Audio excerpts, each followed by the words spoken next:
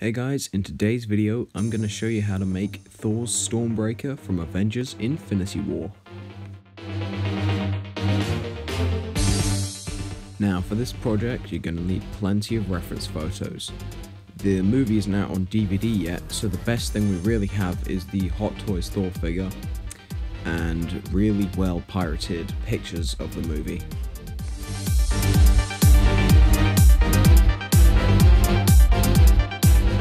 So here you can see what I based my hammer off. As you can see, it's a quite dark version, and in other pictures it's depicted as shiny silver. So it's quite controversial at this point, and I just have to wait and see if it's accurate. Here you can see I have a pop vinyl Thor figure, and here Stormbreaker is depicted as fully silver. However, this figure is too small to get any proper detail off, so I'm just going to stick with the Hot Toys figure.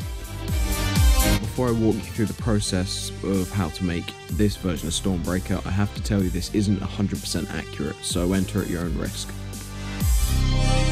So obviously, as always, this is going to be made out of EVA foam. I've gone for a thinner 0.7mm thick, I think it is, foam. This is a lot easier to work with than the other stuff, which was quite thick and hard to bend. And this will reduce the weight of the hammer, so if you're going to a con, it'll be a lot more friendly. I must also say the axe head and the hammer head are hollow. You could fill this up with something if you wanted, but I decided to keep it empty. Now the hammer end of the axe consists of a block that tapers outwards when it gets to the end with a disc on the side and a silver trim running down all the sides. You must note that it doesn't go down on the bottom and top, but I decided to add that anyway. The handle is pretty simple. It's the easiest part of all the build.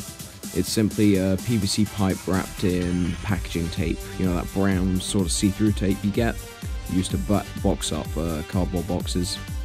Well, the handle is just wrapped with that a couple of times because otherwise you can see through and see the pipe.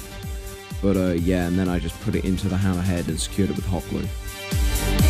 And for detailing and paint, you can see I wrapped this string around the top here. I would have used brown string, but I didn't have any. And for paint, I used dark grey paint, and then I tried to use a lighter paint for the trim, but as you can see, I didn't really have any of that, so I need to get some shinier paint. So, there you go, that's how to make Thor's Stormbreaker from Infinity War. Make sure to like and subscribe, and I'll see you next time. Leave a comment on what you want me to make next.